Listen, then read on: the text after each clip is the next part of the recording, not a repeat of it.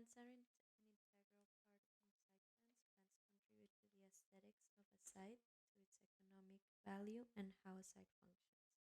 Numerous resources explore the design and aesthetic values pertaining to plant use.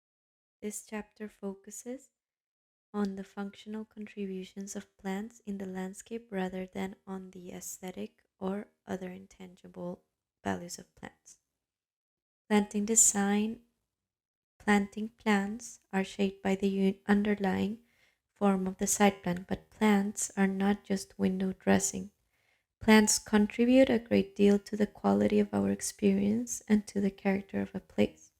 The choice and arrangement of plants can be used to frame views, to accent or to hide features, to direct pedestrian traffic, to create outdoor spaces, to invite, to repel, to provide comfort, to encourage motion or pause, and to modify scale or other environmental elements. Plantings may be formal or informal, simple or sophisticated, according to the objectives of the site. Effective planting design is a synthesis of texture, color, line, form, and balance.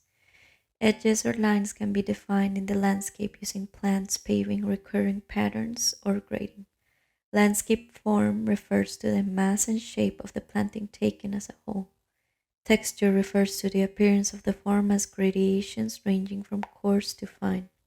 Colors play a variety of roles in the landscape. Warmer colors such as reds, oranges, and yellows tend to appear closer to the viewer.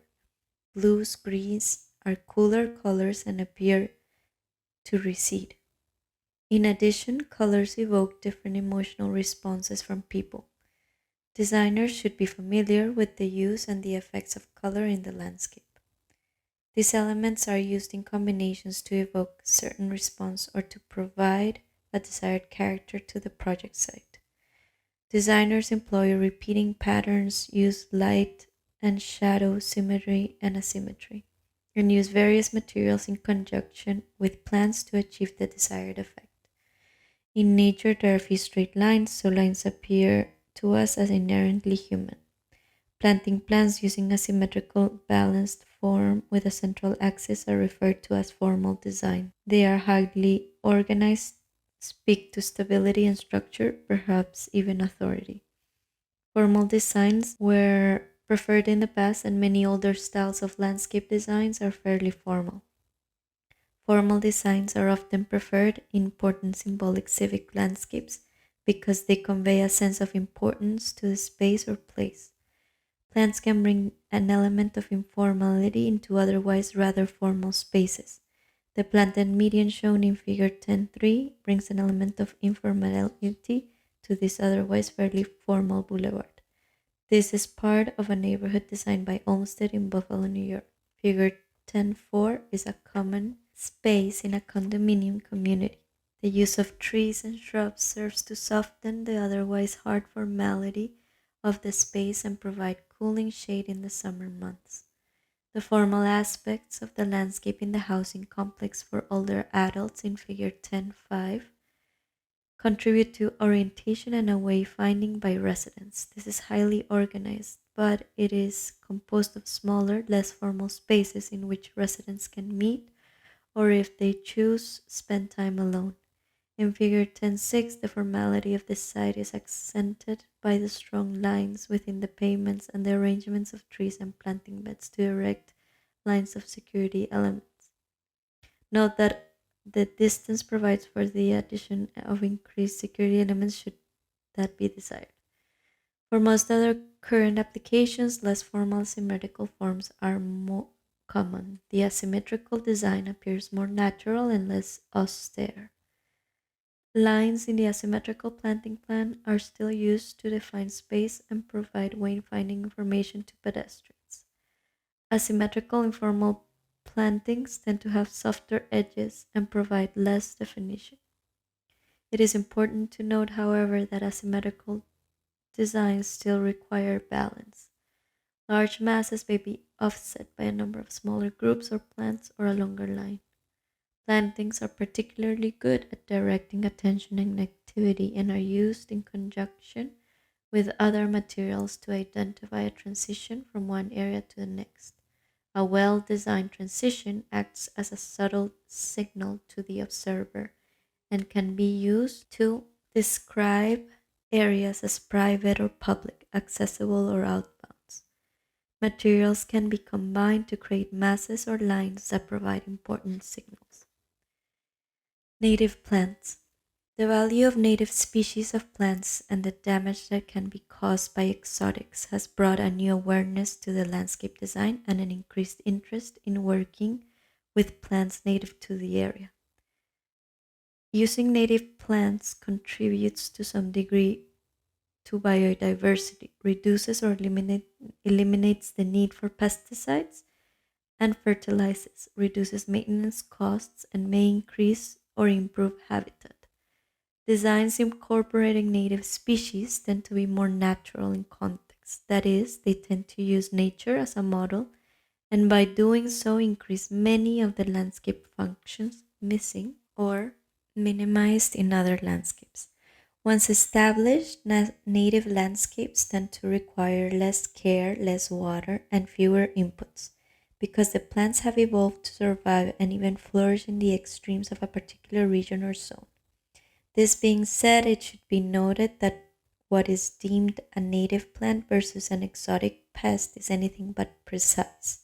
As plants extend their range, they necessarily move into new areas. Likewise, once plants are introduced to a new range, they begin to compete with those plants already resident.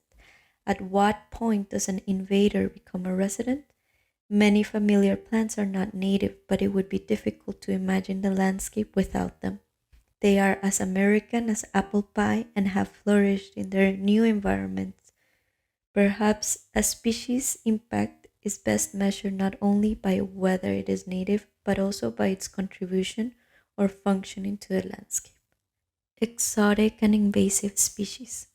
Awareness of plants and the undesirable impacts of non native or exotic plant species have increased dramatically over the last 10 years.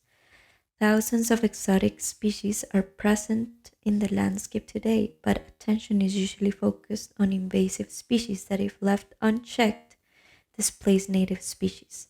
The threat from invasive exotic plants is expected to increase, and the damage to native plants will grow accordingly. Different exotic species thrive in different regions, and native plants continue to be displaced, extirpated, and even driven to extinction. Many of these undesirable species were introduced as landscape plants and continue to be sold in nurseries around the country. Not all introduced plants are by definition undesirable or harmful. Apple trees, for example, are hardly a threat to native forests and have become part of our culture. When selecting plants for the landscape, designers should evaluate the impact of their choice of materials on the environment. Plants that spread and establish easily by self seeding or spreading roots should be reconsidered. Ground covers that establish and spread quickly should not be used where they may escape into adjacent open space. Such ground covers should be confined by paved areas. Table 10.1 lists some common invasive plants and the regions where they can be found. Common name: Australian pine, autumn olive, Bradford pear, burning bush, Brazilian pepper tree, camphor tree, China berry, Chinese tallow, downy rose myrtle, empress tree, honeysuckles, Japanese barberry, Japanese spirea, mimosa, multiflora rose, Norway maple, privet, tree of heaven, Russian olive, saw-tooth oak, Siberian elm, winged euonymus, white mulberry. Vines and ground covers: herb potato, bamboo, Chinese wisteria, climbing euonymus, creeping bugleweed, crown vetch, English ivy.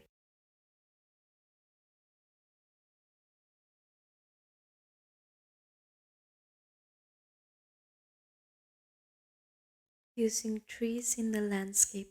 Trees bring numerous attributes to a site.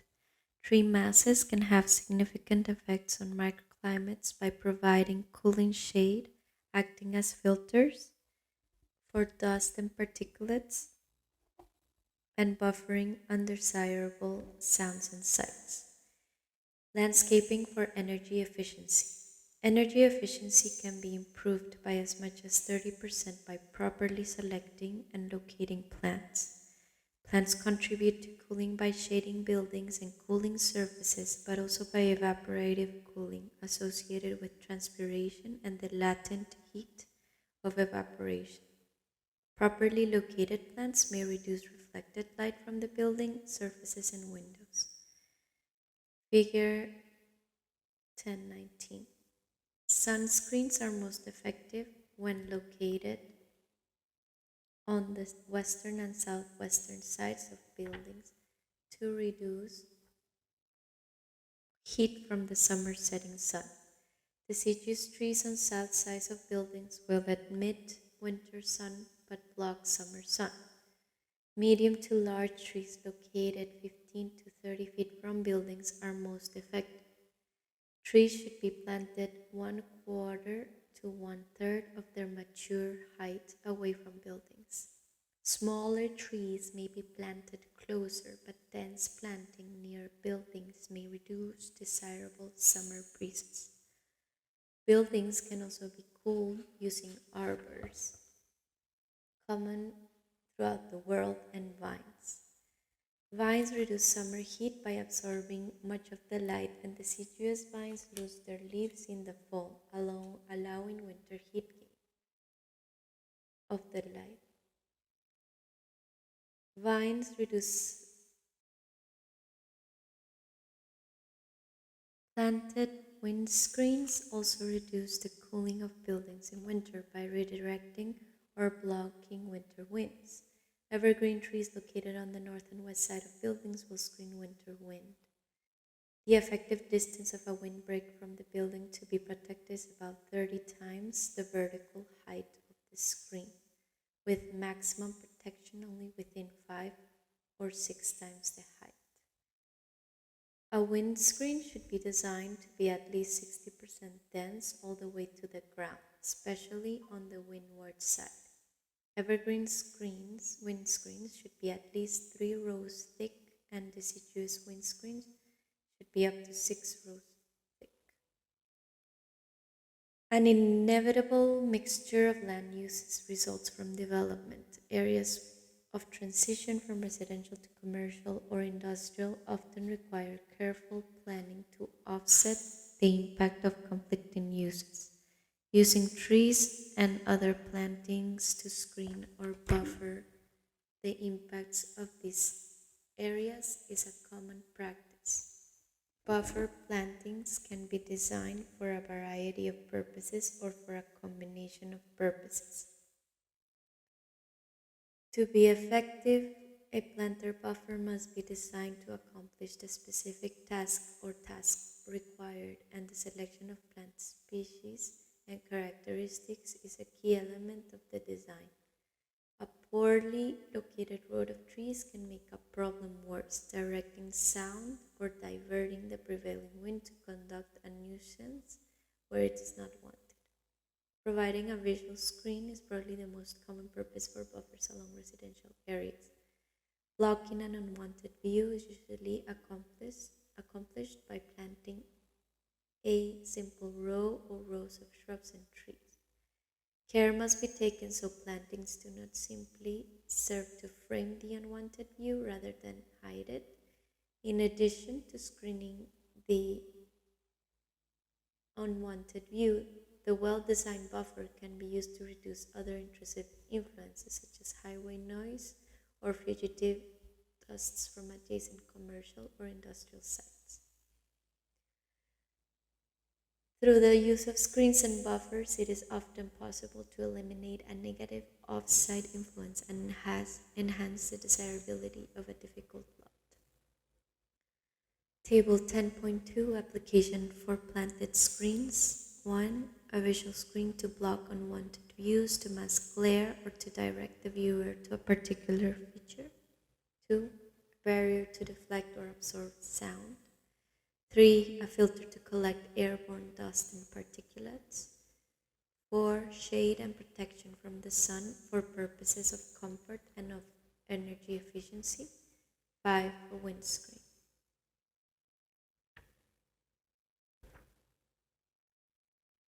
Tree masses have several significant impacts on their immediate environment. The shade from trees will lower temperatures by as much as 10 degrees from surrounding areas.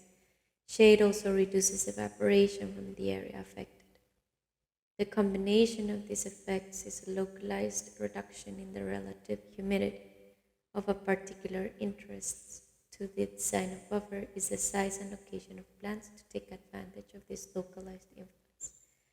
Plants with compact, tight growth patterns tend to be better screening plants. These plants create dense, soft collection of surfaces, leaves that absorb sound and provide for a deposition and filtering of dusts.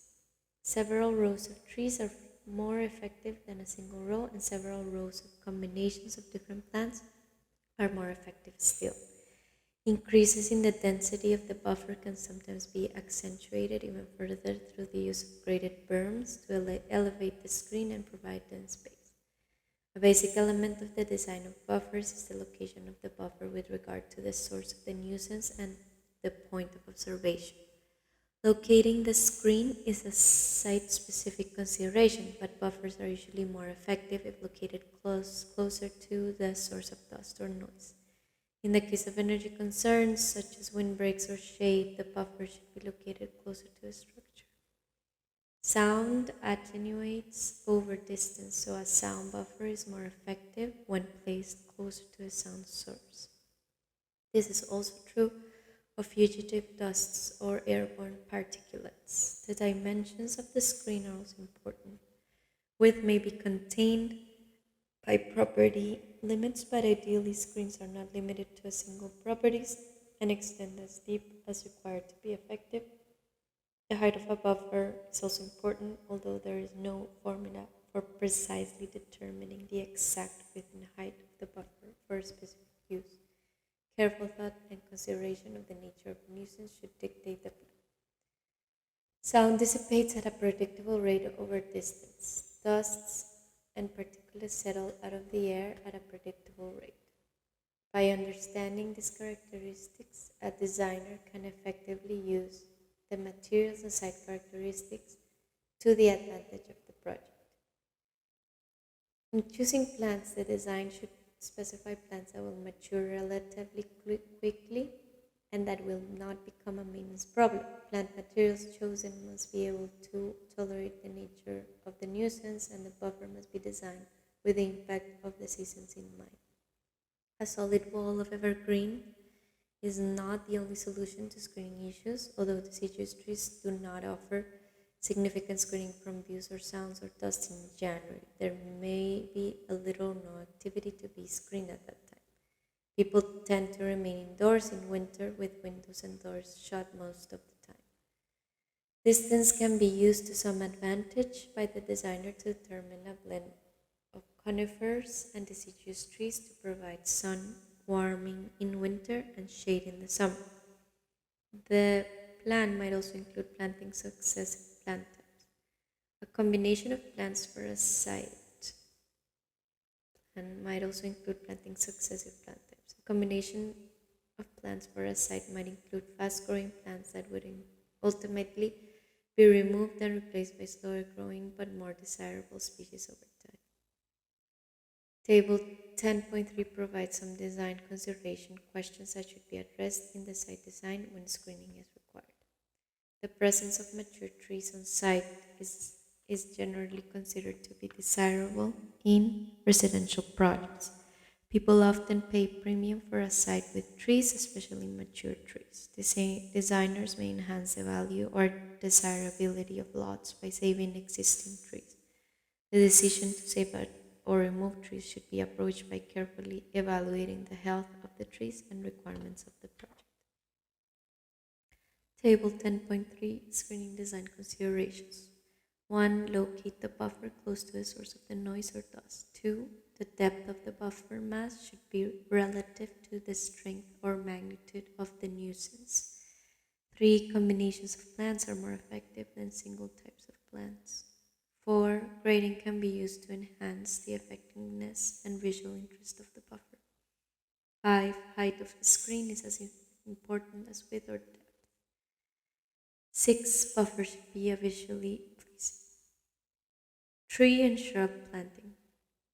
Contemporary standards are quite different from the old tree pit planting method. Research has led to the modification of the techniques and takes site conditions into account. 4 different categories of planting have been identified: street, lawn, residential, and pit. These methods each represent a condition that is far different from estate planting on which the old method was based. The primary difference in these categories is the amount of soil space available to a tree. A great deal is known about the way trees grow and requirements of growth. Most roots of trees are very small, ranging in size from a pencil thickness to hair. These are the feeder roots that absorb and transmit nutrients and moisture to the plant. These roots grow up towards the surface to form mats in the first few inches of soil and grow and die back as a reflection of conditions near the surface. Root growth occurs in moist seasons, and dieback occurs in hot dry summer and in cold winter months. Whether existing or new, the fundamental need of healthy trees is adequate room to grow.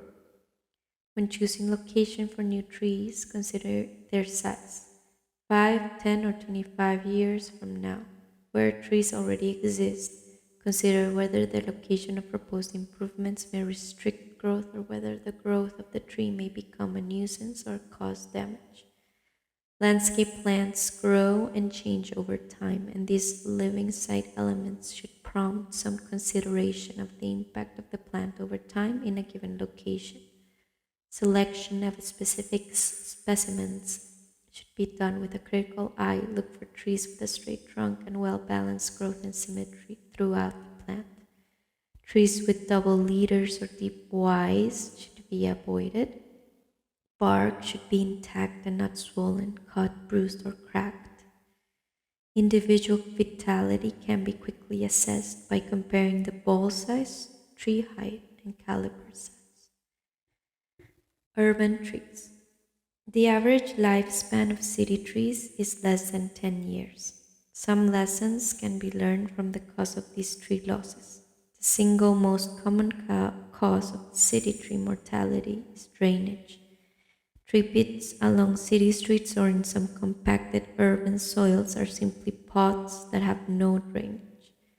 Water collected in these pits does not drain away, and the tree drowns. Tree pits designed for city environments or environments with poor drainage should include a way to drain excess water from the pit. Figure 10.26 Urban Tree Pit. Concerns that may influence your selection include exposure to pollution in urban environments. Even within a city or community, environmental quality can vary widely, so tree selection must vary as well. The surfaces of buildings and pavement absorb and reflect heat, which tends to cause droughty conditions in the urban tree pit. Table 10.4 lists some trees that do well in city environments. Table 10.4 Trees that tolerate city conditions. Hedge maple, Acer campestre. Norway maple, Acer platanoides.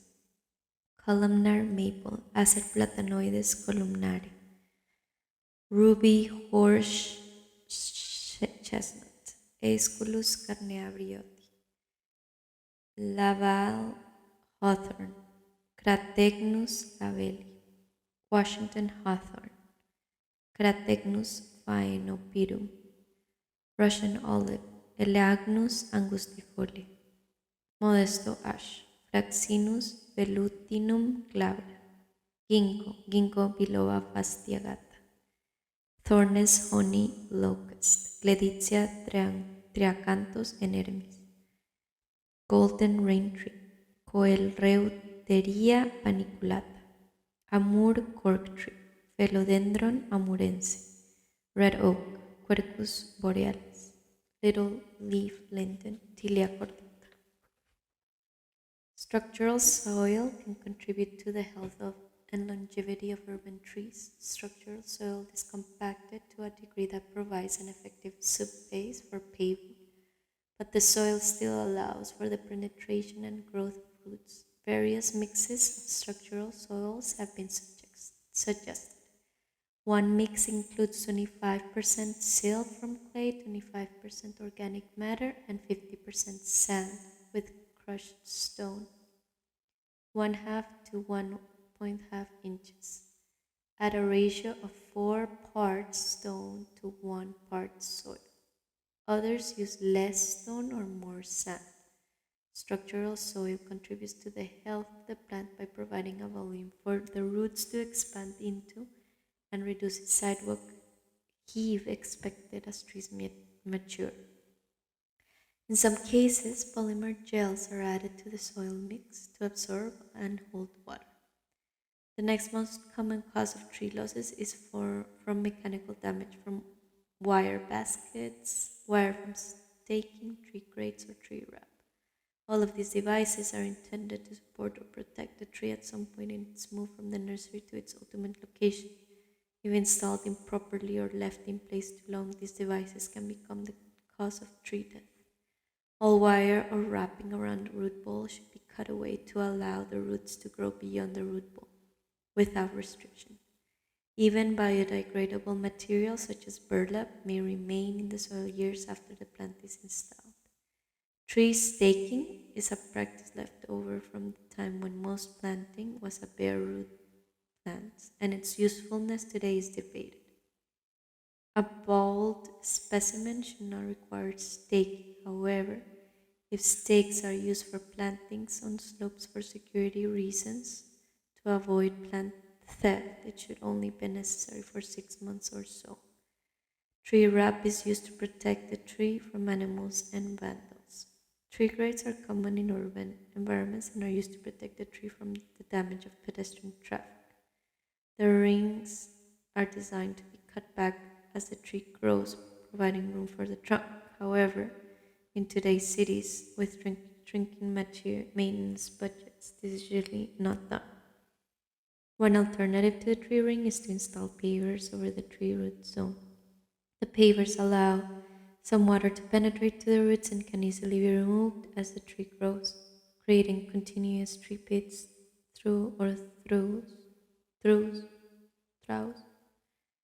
troughs that extend the length of the street can increase the life expectancy of the trees and reduce the cost of replacing dead trees.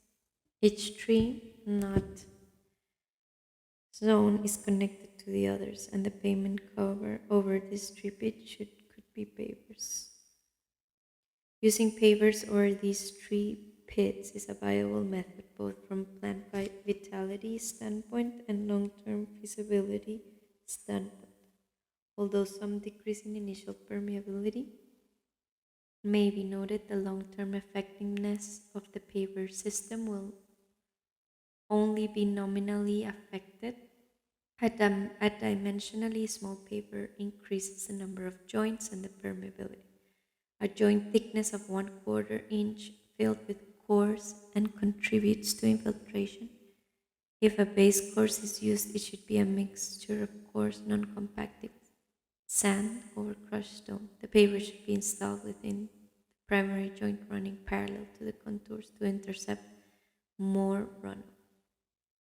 Selecting and planting new trees. It may be appropriate to reduce the existing trees and replace them with new trees. Selecting a tree begins with selecting a site for the tree. Trees for lawns will be selected for different reasons than trees for city street, and the purpose and desirable attributes of the tree species need to be evaluated. Although shallow rooted trees are ideal for city conditions, they tend to damage sidewalks and curbs, and roots exposed to the surface are often damaged by pedestrian traffic. Tall trees may interfere with overhead wires. Some trees are grown for their shape or beauty, and appreciation requires that they be viewed from a distance. The characteristics and constraints of the site must be recognized when selecting trees.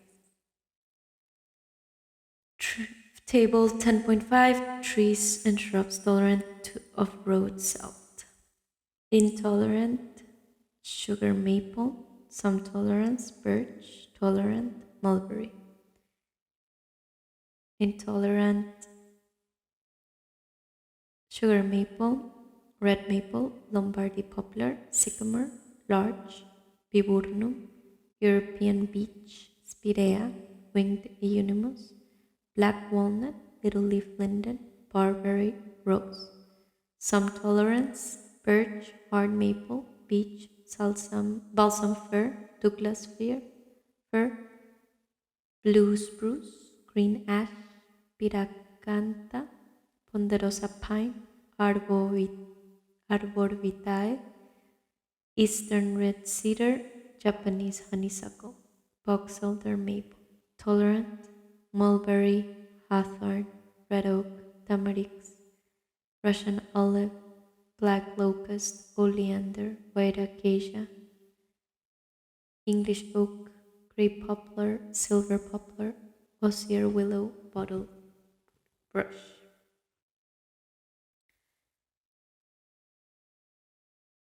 Trees should be chosen with an understanding of the cultural requirements of the tree and the intended impact or value on the site. Nearly every book includes a list of recommended trees, and these lists often have strong regional flavor, which can be valuable. Consult a knowledgeable local professional, such as a local arborist, nursery staff, or landscape architect, when selecting trees that will enhance the site and tolerate the conditions of the site. Some common trees that have specific tolerance or intolerances for roads are listed in Table 10.5. Preservation of trees. Experience has taught builders that home buyers will pay a premium for a well landscaped property.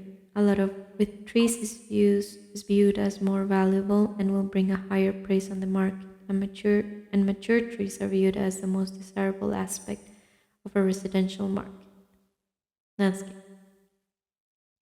Trees can increase the value of residential property from 3,000 to 15,000 depending on their size, condition, number, and location. Even the value of existing homes can be increased as much as 15% by the addition of trees and landscaping. As home sites are developed, existing trees can add to the aesthetic as well as to the economic value of the home. Mature trees are often destroyed or damaged in the course of construction, and efforts to save poor quality tree may cost more than the value of the tree. A careful evaluation of the site before construction begins is the first step to avoiding either of these mistakes. In many areas of the country, restrictions on tree removal are very tight. These projects may require a very tight pulling envelope, leaving the vegetation and earth outside.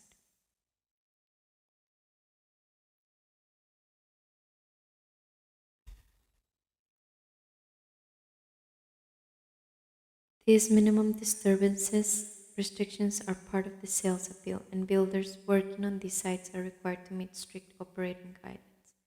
Trees are damaged from cuts and fills because the balance of air and water between the roots and the soil is disturbed. In some cases, the disturbances weaken the structural base of the tree as well. The tree roots grow and develop partially as function of the air and water available in the given soil. Soils on construction sites are generally left compacted and nearly impermeable from trucks and equipment driving over them. Even without removing or adding soil to the base of a tree, the compaction from construction vehicles can damage trees.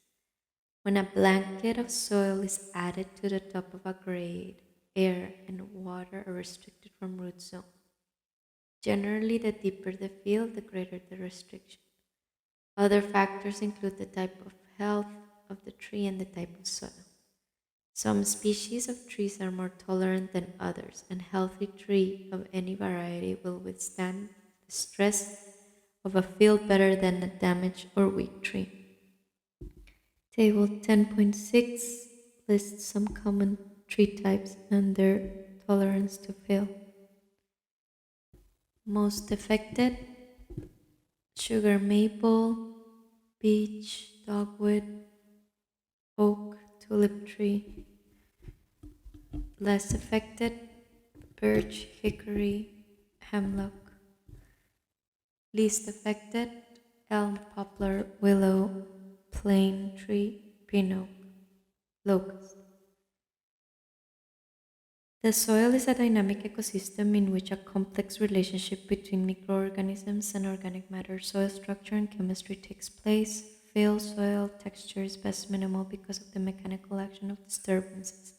Soil aggregates or distinct clumps of soil that reflect the organic mineral content and the beneficial effects of plant life and microorganisms are important factors in how a plant is able to grow.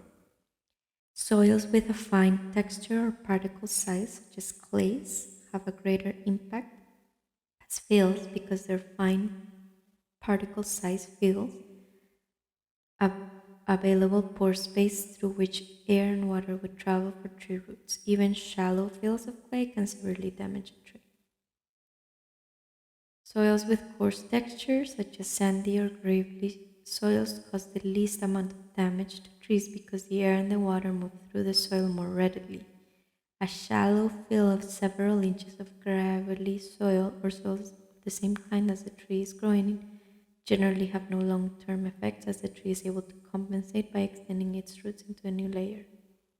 The upward extension of roots is more difficult in a deeper field because of the loss of water and air and the absence of pore space. Trees in field. Planning and constructing tree wells can save existing trees, but these trees should be chosen for their value and contribution to the landscape to justify the cost and effort of the tree well. Old or damaged trees may not offer the longevity necessary to justify the additional expense of a young tree could be planted at less expense. The number, size, and quality of trees on a given site must be considered in making the decision to construct field protection. On a lot with many trees, the cost of saving one or two may not be attractive, whereas the cost of saving a specimen on a lot without any other trees is very attractive.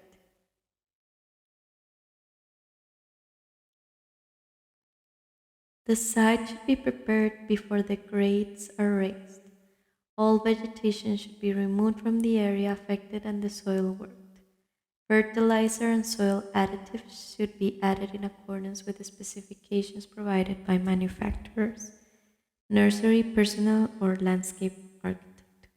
Once the soil is worked and the amendments have been introduced, care should be taken not to disturb the area with construction equipment or vehicles. The best method to protect the root zone is to isolate the area with a temporary fence. Tree wells must be designed to provide the tree with air and water and provide drainage away from the trunk. Some fundamental principles are common to all successful designs. To provide drainage away from the tree trunk and allow air to the area of the root zone, a series of 4 to 6 inches perforated plastic pipes is laid radially from the root zone. The drain tiles should be installed with positive slope away from the tree. The drain tiles should extend to just beyond the line of the tree. Once the drain tiles are placed in the well is constructed, the choice of material for the well can be varied. For shallow wells, 1 to 3 feet, bricks or stones can be used. These should be laid upon in an open joint without mortar. This is sometimes referred as to a dry joint.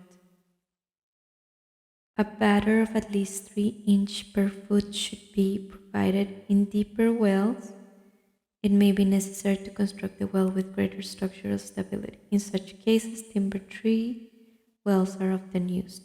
These structures allow the use of stabilizing features such as deadman to be incorporated into the design. In either case, the well should allow for at least 2 feet of space from the trunk of the tree in all directions. A means of drainage at the drip line is often provided. This may be a series of drain tiles and on end extending into a gravel or stone bed, or an actual gravel or stone channel provided to direct the water to the root zone. Once the tile and well are in place, a layer of stone 2 to 4 inch in diameter should be installed over the pipe and cultivated soil. This layer should not exceed 18 inches or 25% of depth to the field, whichever is least. It may be necessary to support the well or the drip line drain pipes with additional rocks. The layer of rocks or stone must be a material that will not react with the trees or soil chemistry in such manner as to harm or inhibit the plant. The layer of rocks is covered with a finer filter stone, maximum depth of 12 inches, or within a foot of the ultimate grade. A layer of straw or filtered fabric is installed on top of the filter stone. This prevents the soil fines from washing into the spaces between the stones and rocks, at least until the soil can begin to form structure. Topsoil is then replaced up to the finished grade. If vertical drain tiles were used at the drip line, they should be filled with small stones to prevent debris from filling and blocking the hole. Trees in cut. It is more difficult to protect a tree from a change in grade than involves removing soil from its base. If soil is to be removed, it is probable that some root damage will occur, including removal of some roots in the process. The roots most likely to be damaged or removed are the smaller roots on which the tree relies for feeding. The rooting characteristic of the tree have some bearing on the degree of impact the disturbance will have. Elms, for example, are deep-rooting trees and will tolerate modest change in grade. Shallow-rooted trees, such as conifers, are difficult to save and protect in cuts. It is key to success that soil be removed by hand to minimize damage on the roots. Steps can be taken to reduce the damage by promoting new root growth at a lower level, but this requires at least one full growing season before the removal takes place and is rarely practical. Site management during construction is required to ensure that the decision and efforts to save the tree are successful. Care taken during the construction process can minimize the risk of damage by subcontractors or careless operators. Clearly mark or identify specimen trees in the field using surveyor's tape around trees to be saved and marking trees to be removed with paint on the trunk. The next step is to communicate the plan to save the trees to the field crew so that everybody knows the plan. Other steps can be used to protect the trees and implement the plan, including installing temporary fences.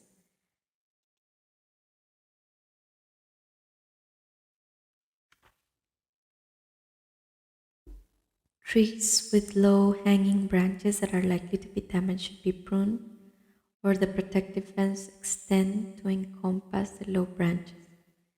Disposal and storage areas should be at least 50 feet away from the root zone.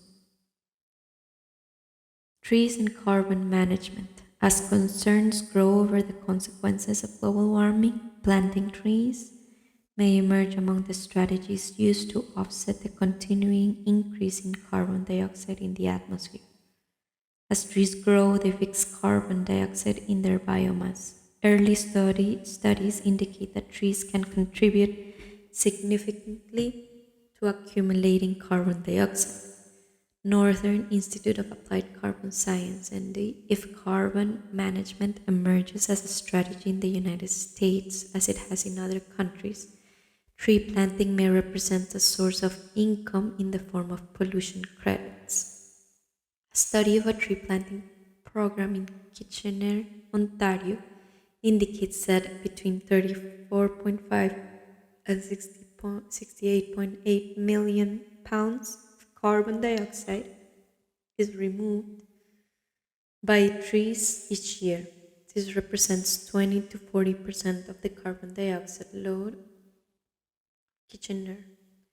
The value of trees and plant woodlands may grow in the next 20 years as a strategy to offset the impacts of development. However, some research indicates that the use of forests as long-term carbon management strategy may be overestimated. As carbon dioxide levels increase, plants initially increase growth in response, but as these levels continue to rise, the robust response may level off. Phytoremediation. Phytoremediation, using plants to clean up site contamination, has become more common as brownfield remediation strategy. Phytoremediation is an umbrella term that includes several different approaches to cleanup. It is popular primarily because it is relatively inexpensive and can be both attractive and effective. The principal disadvantage lies in the time it may take to be effective. Phytoextraction, sometimes referred as phytoaccumulation, is a type of phytoremediation that relies on plants' natural capacity to absorb and incorporate specific materials into their tissues. Some plants are efficient collectors of metals such as lead, mercury, nickel, and these plants are periodically harvested and either incinerated or recycled. Incinerated material may be recycled or placed in a landfill. The ash from the incinerated materials represents a significant reduction in volume of material that must be stored. Phytodegradation, on the other hand, relies on the metabolism of plants to decompose certain contaminants once they are absorbed. Some plants produce various enzymes and acids that cause the composition of contaminants. Other plants are able to absorb organic materials and volatilize the material into the atmosphere through the process of respiration. Rhizosphere biodegradation occurs around the plant roots rather than within the plant.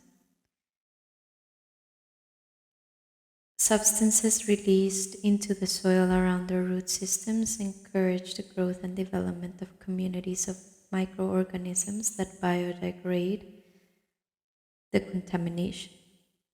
This approach has been shown to be effective against petroleum contamination in soils. Some 400 plants have been found to be hyperaccumulators, that is, they will absorb and store contaminants, particularly metals. Mustard, Brassica juncea, and Brassica carinata is an effective accumulator of chromium and lead. Poplar, cottonwood, and willow trees have all shown promise in experiments in which the trees have used to lower local water tables and reduce the degree of contact between groundwater and shallow contaminated soils. Hybrid poplar, Trichocarpa deltoides, has demonstrated the ability to absorb and break down trichloroethylene, as well as some other organic contaminants and some metals. In Europe, poplars and willows have been successfully used as biofilters for various organic contaminants. Phytoremediation has significant promise for site remediation, but many of these applications have been studied only under hydroponic situations and not under field conditions. Other applications involve transgenic plants which have been designed for the application at hand. This technology may be beyond the typical site development project's budget and schedule, but the products of this research have been already begun to appear in the marketplace. Phytoremediation is an important consideration in those places where it will serve, but much remains to be learned. If a project requires that remediation be completed prior to the redevelopment phase, the rate of improvement using phytoremediation may be too slow. However, if development and remediation can proceed together, such practices may present an important low-cost strategy. Table 10.7 lists some plants with known phytoremediation capabilities. Bioremediation. Bioremediation is the use of microflora or fauna to decompose or stabilize contaminants. Like phytoremediation, living organisms are used to remediate a site. Significant strides have been made in the bioremediation field. The most effective approach has been to identify organisms that exist on the contaminated site that are already at work on the contamination. Some of these organisms are collected and brought into a laboratory to determine the ideal combination of factors such as moisture, air, light, and nutrients to facilitate the most ideal environment. Once determined, these conditions are recreated in the field. Bioremediation may take 6 months or more, and the site design may have to accommodate the necessary conditions during construction or perhaps even post-construction. Table 10.8 lists some plant materials that may be useful for brownfield site cleanup projects. Table 10.7 plants with known phytoremediation capabilities. Plant hybrid poplar. Contaminant triachloroethylene metals. Poplar. Willow variety, birch variety, alfalfa, juniper, fescue, clover. Table 10.8 plant materials for brownfield sites. Blue stem, big Andropogon gerardi and little blue stem, Schizachirium scoparium. Native to eastern United States and prairie, but has adapted to all regions. Warm season perennial grass, slow to develop but established stands require little maintenance, will tolerate poorly drained soils, lower pH limit 4.5. Buffalo grass, Poculodactyloides, warm season grass, prefers loamy and clayey soils, good drought resistance, rapidly establishing sod former, used in western states, Great Plains, and the Southwest, tolerant of saline and alkaline soils. Tall fescue, Festuca arundicea, and cultivars, adapted to acid alkaline soils, droughty and wet soils, soils of sandstone or shale origins, good for channels with intermittent flows, drought resistance. Cool season bunch type perennial grass, lower pH limit 4.5, moderate rate of establishment. Kentucky 31 cultivar widely used to reestablish vegetation and stabilize surface mining sites, low aluminum tolerance. Switchgrass, Panicum virgatum, adapted to infertile and saline soils, short-lived in northeastern United States, grows best in mixture with bird's foot. Trefoil variety Blackwell is used widely on mine sites. Moderate aluminum tolerance, lower pH limit 5.0, adapted to wet and dry soils. Red canary grass, Phalaris arundinacea, good for drainage, swales and gullies, tolerates saline alkaline soils, cool season sod-forming perennial grass, deer tongue grass, Paricum clandestinum. Rye, annual ryegrass, Lolium multiflorium, perennial ryegrass, Lolium perenne, red top, Agrostis gigantean, Timothy plum pretense, forms and legumes, alfalfa, Medicago sativa, crown vetch, Coronilla variety, common Lespedeza striata variety Kobe, Serica Lespedeza cuneata, trees and shrubs, red osier dogwood Cornus stoloifera, silky dogwood Cornus amomum, indigo bush Amorpha fructicosa, autumn olive Elaegnus umbelleate,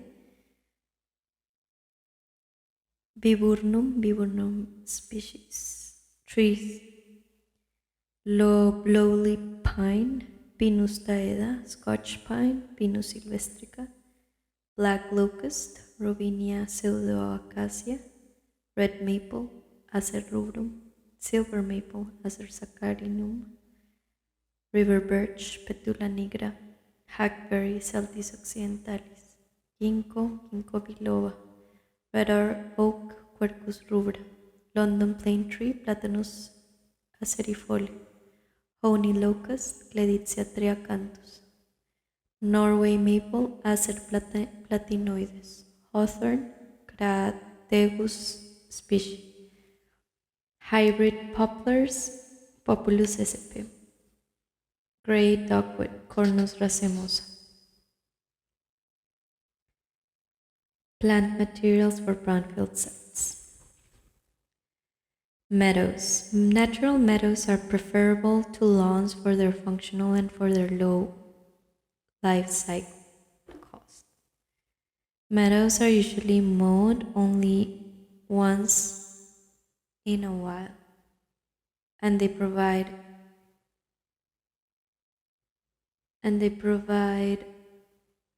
important habitat and forage. The meadow functions as an important element of local water quality and is attractive.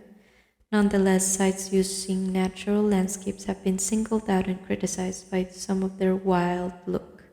Some communities have taken action to limit or even restrict native meadows. To avoid an unpleasant response, some education of local officials and neighbors may be required when incorporating a meadow in a landscape design. The popularity of native plants has resulted in an increase in growers and distributions of plant materials suitable for meadows. Adequate stock is usually available and many nurseries offer meadow mixes. It is prudent to understand the seed mixture before specifying or using it as a meadow, as meadows are complex plant communities. Seed mixtures should be evaluated for the number and type of a specific species. The mixture should provide a combination of annual, biennial, and perennial plants, including native grasses. If continuous blooming is desired, the species should be assessed for bloom time. Native warm season grasses make up half up to 3/4 of the plants in a natural meadow. These are clumpy type grasses as opposed to familiar cool season turf grasses. Warm season grasses tend to grow in the late fall and early spring and do not compete directly with summer germination and seeding of wildflowers.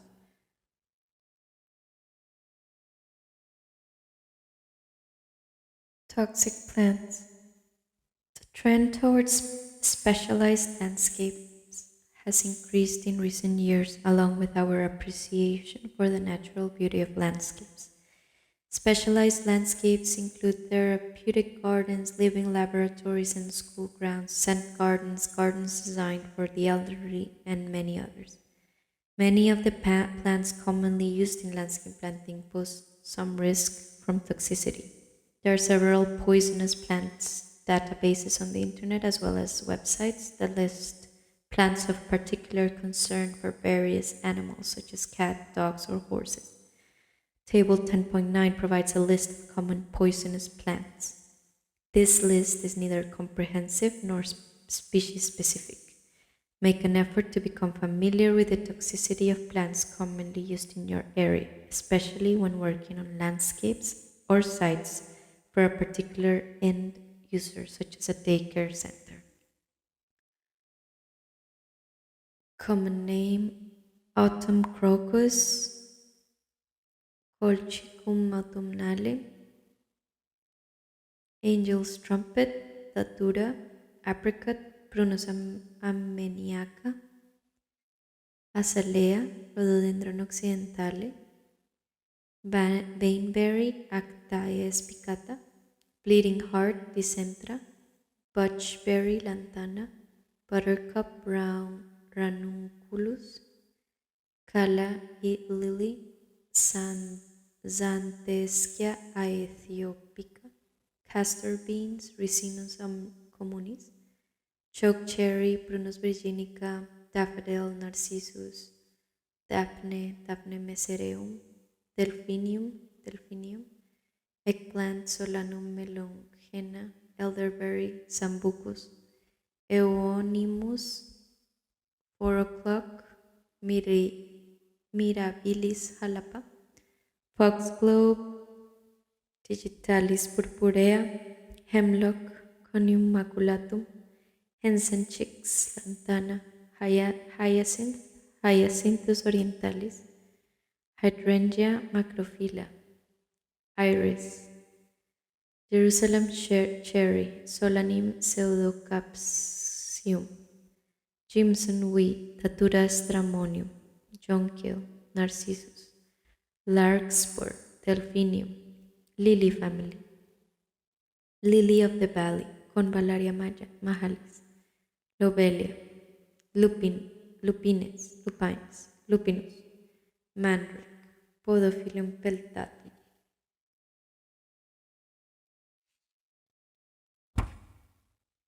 Mistletoe, Phoradendron flavescens, Monk's shoot, Aconitum napellus, Morning glory, Hippomoea violacea, Narcissus, Nightshade, Atropa belladonna, Oak, Quercus, Oleander, Norium oleander, Poinsettia, Euphorbia pulcherrima, Pokeweed, Inkberry, Phytolaca americana, Potato, Solanum tuberosum, Privet, Ligustrum vulgare, Red sage, Lantana camara, Rhododendron, Rhubarb, Rheum rapunticum, Sedum, Snow on the mountain, Euphorbia marginata, Sprindle tree, Euonymus, some species, Sweet pea, Lathyrus odoratus, Tansy, Tanacetum vulgare, Tulipa, Virginia creeper, Parthenocissus quinquefolia, Wisteria, Yew, Taxus,